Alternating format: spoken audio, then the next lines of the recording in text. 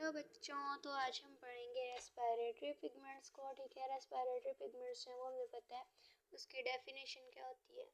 उसकी डेफिनेशन होती है वो वाले पिगमेंट्स जो कि रिवर्सिबल अटैच होते हैं किसी रेस्पिरेटरी पिगमेंट के साथ। ठीक है, रेस्पिरेटरी पिगमेंट जो ना वो ऐसे होते हैं जो रिवर्सिबली अटैच कर रहे होते हैं। रिवर्सिबली अटैच किसको कर रहे होते हैं?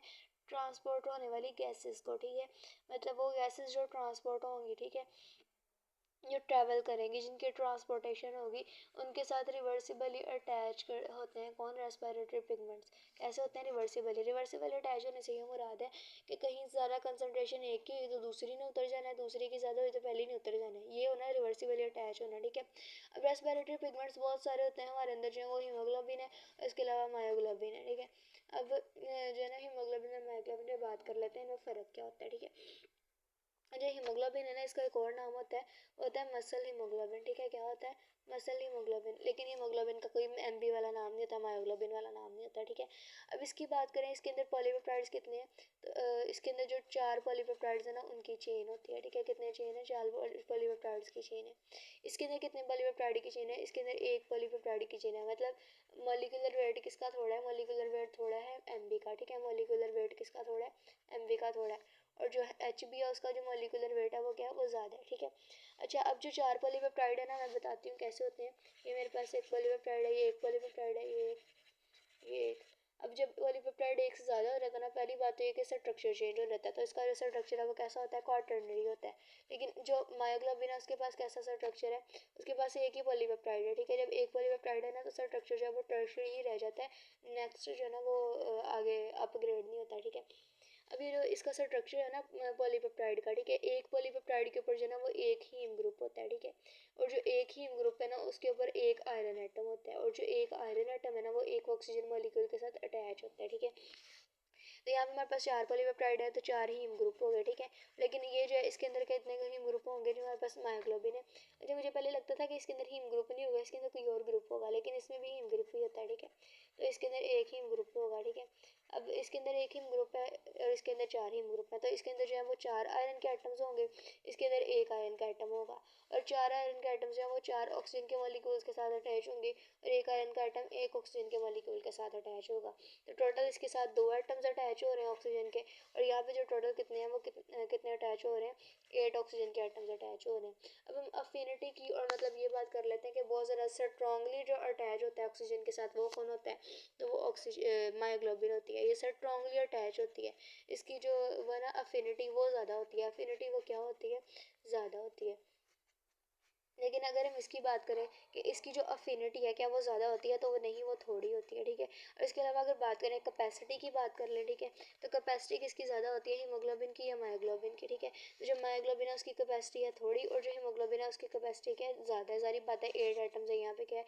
सिर्फ और सिर्फ 2 आइटम्स हैं। ठीक है, अच्छा, अब सवाल ये आता है कि जो मायोग्लोबिन है उसके साथ वो स्ट्रांगली अटैच नहीं हो रहा। ठीक है, ऑक्सीजन का एटम स्ट्रांगली अटैच नहीं हो रहा, लेकिन जो स्ट्रांगली अटैच हो रहा है, लेकिन जो हीमोग्लोबिन है उसके साथ स्ट्रांगली अटैच है वो नहीं हो रहा। क्यों? ऐसा क्यों है? ठीक है, तो उसमें ये चीज़ आती है कि जैसे यहाँ पे पहला ऑक्सीजन का मॉलिक्यूल लगता है ना, तो इसकी शेप जो है वो चेंज हो जाती है थोड़ी बहुत। ठीक है, या जितनी भी होती है मुझे नहीं पता, इसमें जो शेप है ना वो चेंज होती है। ठीक है, जब शेप चेंज होती है ना, उसके बाद फिर अगला मॉलिक्यूल लगता है यहाँ पे आके, उसके बाद जब फिर से शेप चेंज होगी, मतलब पहला मॉलिक्यूल लगा, शेप चेंज हुई, फिर दूसरा मॉलिक्यूल लगा, फिर शेप चेंज हुई, फिर तीसरा मॉलिक्यूल लगा, फिर शेप चेंज हुई। लेकिन इसके अंदर ऐसा कोई केस नहीं है, इसके अंदर सारे का सारा कुछ जो है ना वो सिर्फ और सिर्फ एक मॉलिक्यूल के लिए होना है। ठीक है, तो इसलिए इसके अंदर क्या होती है? Corporate bonding. कॉर्पोरेट बॉन्डिंग से ये मुराद है कि शेप का बार बार क्या होना? चेंज होना। ठीक है, जब शेप बार बार चेंज होती है तो उसकी वजह से जो अफिनिटी है वो क्या है? उसकी थोड़ी है। ठीक है, लेकिन इसकी जो अफिनिटी है वो क्या होती है? ज़्यादा होती है। ठीक है, जब हम हीमोग्लोबिन को पढ़ते तो है, लेकिन हम हीमोग्लोबिन को हमेशा पढ़ते हैं कि वो कहाँ पे होती है? रेड ब्लड सेल्स के अंदर मौजूद होती है। और जो मायोग्लोबिन है वो कहाँ पे मौजूद होती है? मसल्स के अंदर मौजूद होती है। किसके अंदर मौजूद होती है? मसल्स के अंदर मौजूद होती है। अब ये कहाँ पे मौजूद है? ब्लड के अंदर मौजूद है, रेड ब्लड सेल्स के अंदर मौजूद है। ठीक है, अब रेड ब्लड सेल्स के अंदर मौजूद है। ठीक है, अब कोई ऐसा जानवर भी है जिसके अंदर रेड ब्लड सेल्स के अंदर मौजूद ही ना हो हीमोग्लोबिन, मतलब वैसे ही घूम रही हो प्लाज्मा के पास। ठीक है, मतलब ब्लड के अंदर क्या होता है? ब्लड के अंदर सेल्स होते हैं, एक बॉडीज होती हैं, और इसके अलावा प्लाज्मा होता है, और अगर सेल्स और सेल लाइक बॉडीज ना हो तो जो हीमोग्लोबिन है वो किस में बचेगी? प्लाज्मा के अंदर। ठीक है, तो ऐसा जो जानवर होता है ना वो होता है अर्थवर्म। ठीक है, अर्थवर्म होता है जिसके अंदर जो रेड ब्लड सेल्स है ना उनके अंदर हीमोग्लोबिन होती है, बल्कि उसका जो प्लाज्मा होता है उसी के अंदर हीमोग्लोबिन जो है फ्लोट फ्लूट कर रही होती है। ठीक है, और जो मसल्स हैं उनके अंदर क्या होती है, मायोग्लोबिन होती है, ठीक है। अच्छा अब ये प्रेशर की बात कर लेते हैं। तो देखो हमें ये बात पता लगी कि जो ऑक्सीजन है वो बहुत ज़्यादा स्ट्रांगली अटैच किसके साथ हो रही होती है, मसल्स के साथ, मसल्स के अंदर मौजूद मायोग्लोबिन के साथ हो रही होती है, ठीक है। तो जब वो अगर मतलब जान छुड़ानी हो ऑक्सीजन की मायोग्लोबिन के साथ, तो उसके लिए जो प्रेशर चाहिए वो कितना चाहिए, 20 मिलीमीटर मरकरी से प्रेशर जो है वो क्या होना चाहिए, लेस होना चाहिए, ठीक है। लेस होगा तो वही क्या होगा, मायोग्लोबिन से जो ऑक्सीजन है ना वो उतरेगी। और इसीलिए क्या होता है कि देखो जैसे मेरे पास यहाँ पे टिश्यूज हैं, ठीक है, और यहाँ पे मेरे पास क्या है, ब्लड आ रहा है, ठीक है। और यहाँ पे इसके ब्लड के अंदर क्या होता है, ऑक्सीजन जो है वो ज़्यादा होती है, ठीक है। और यहाँ पे जो टिश्यूज है इसके अंदर क्या होती है, कार्बन डाइऑक्साइड होती है। और ये जो इसके साथ एक्सचेंज रहते हैं, और जैसे ही एक्सचेंज होते हैं यहाँ पे आके ऑक्सीजन जो है वो जुड़ जाती है, ठीक है, टिश्यूज के पास जुड़ जाती है। वो क्यों जुड़ी होती है, क्योंकि यहाँ पे जो टिश्यूज है ना उनके पास क्या, फर्ज कर लो ना मस्कुलर टिश्यूज है, तो वो यहाँ पे आके क्या है बहुत ज़्यादा स्ट्रांगली अटैच हो जाती है। ये भी एक छोटी सी हम वजह कह सकते हैं, ठीक है। ये जो प्रेशर है कितना इसको चाहिए होता है, इसको चाहिए होता है 60 मिलीमीटर मरकरी, ठीक है।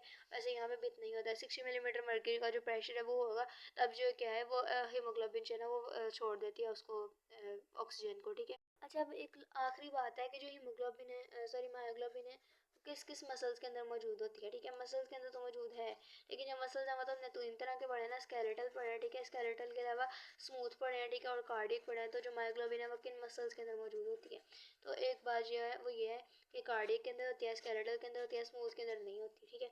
अब स्मूथ के अंदर मसल्स के अंदर जो है वो मायोग्लोबिन मौजूद नहीं है। मतलब स्मूथ मसल्स का क्या क्या बना होता है, पहले तो ये सोचो ना।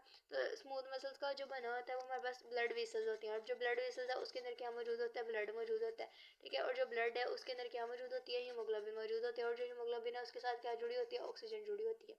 अब अगर ब्लड वेसल के अंदर स्मूथ मसल्स मौजूद है, ठीक है, क्या मौजूद है, स्मूथ मसल्स मौजूद है, तो ये जो ऑक्सीजन है ये कहाँ पे आनी चाहिए, स्मूथ मसल्स के अंदर आनी चाहिए थी। मतलब स्मूथ मसल्स को भी तो ऑक्सीजन चाहिए ना, उसके अंदर जो मायोग्लोबिन है, अगर मायोग्लोबिन होती तो उसकी जो अफिनिटी होती वो बहुत ज़्यादा होती, और जो हीमोग्लोबिन है वो ब्लड के अंदर टिक ही नहीं सकती थी, वो ऑक्सीजन से कहाँ पे आ जानी थी, हीमोग्लोबिन से कहाँ पे आ जानी थी, स्मूथ मसल्स के अंदर आ जानी थी, ठीक है। लेकिन स्मूथ मसल्स के अंदर मायोग्लोबिन मौजूद ही नहीं होती है, ठीक है। अब जो मेरा क्वेश्चन है वो ये है कि अगर कार्डियक मसल्स के अंदर जो मायोग्लोबिन है वो मौजूद है, जैसे मेरे पास हार्ट है, ठीक है, तो जो कार्डियक मसल्स है उसके अंदर क्या मौजूद है, कार्डियक मसल्स के अंदर मायोग्लोबिन मौजूद है। तो यहाँ पे जो हमारे पास ब्लड है, यहाँ पे तो डीऑक्सीजनेटेड ब्लड होता है ना, ठीक है, और यहाँ पे जो ब्लड होता है वो ऑक्सीजनेटेड ब्लड होता है। तो यहाँ पे जो है वो मायोग्लोबिन मौजूद है, और यहाँ पे जो ऑक्सीजन है वो मौजूद है किसके अंदर मौजूद है, ब्लड के अंदर, और जो ब्लड है उसके अंदर क्या मौजूद है, हीमोग्लोबिन। तो यहाँ पे इसकी जो अफिनिटी है वो क्या है, थोड़ी है, ठीक है। और जो इसकी अफिनिटी है वो क्या है, मायोग्लोबिन की जो अफिनिटी है वो क्या है, वो ज़्यादा है, ठीक है। जब अफिनिटी इसकी ज़्यादा है तो जो हीमोग्लोबिन है उसको ऑक्सीजन छोड़ के मायोग्लोबिन की तरफ क्यों नहीं जाती। तो मुझे लगता है, वैसे मुझे कंफर्म नहीं है, मुझे जो लगता है वो ये है कि दरमियान में क्या एक लेयर आ जाती है, वो कौन सी लेयर है, एंडोकार्डियम, ठीक है। पहली चीज़ तो ये रहती है कि एंडोकार्डियम। दूसरा ये है कि जो हीमोग्लोबिन है ना अभी वो उसके साथ जुड़ी हुई है, वो छोड़ नहीं सकती उसको, छोड़ क्यों नहीं सकती, क्योंकि उसकी कैपेसिटी ज़्यादा है। मुझे लगता है ऐसा होगा कि एक एक करके उतरेंगे, by the way I am not confirm about this, I am not sure, ठीक है। अल्लाह।